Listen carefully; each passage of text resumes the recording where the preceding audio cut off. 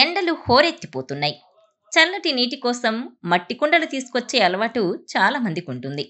ఇంతకీ వాస్తు ప్రకారం ఆ కుండను ఏ దిశలో ఉంచాలి? మట్టి కుండల్లో ఏవి శ్రేష్టమైనవి? Watch this special story. ఆరోగ్యంపై స్పృహ పెరిగింది. కూలింగ్ వాటర్ తాగి అనారోగ్యం కొని తెచ్చుకునే కన్నా కుండలో నీళ్లు తాగడం మంచిదనే ఆలోచనతో ఉంటున్నారు. అందుకే సమ్మర్ ప్రారంభం కాగానే కుండ కొని తెచ్చుకుంటున్నారు. మార్కెట్లో ఎన్నో రకాల కుండలు అందుబాటులో ఉన్నాయి.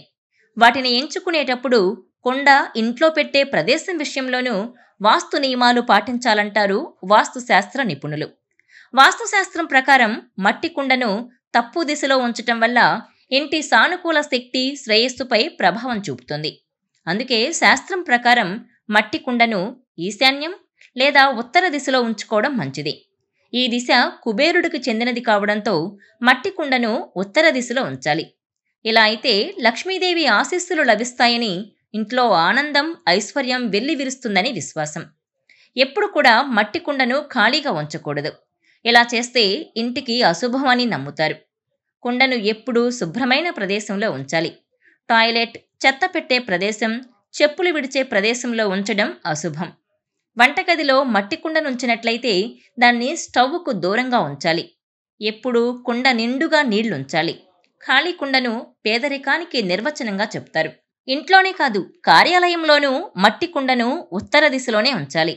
ఈ దిశలో నీటి కుండను ఉంచితే వినికిడి సామర్థ్యం పెరుగుతుందట.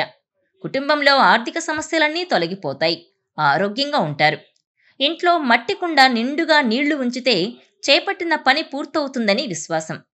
మట్టితో చేసిన వస్తువులు జ్యోతిష్య పరిహారాలకు ఉపయోగిస్తారు. గ్రహాలను నియంత్రించడానికి మట్టి వస్తువులు ఉపయోగపడతాయని నమ్ముతారు.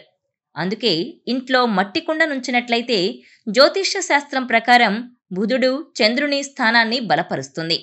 ఇక ఎర్రటి మట్టి కుండ మాత్రమే కాదు, కొందరు నల్లటి మట్టి కుండ కొనుగోలు చేస్తారు.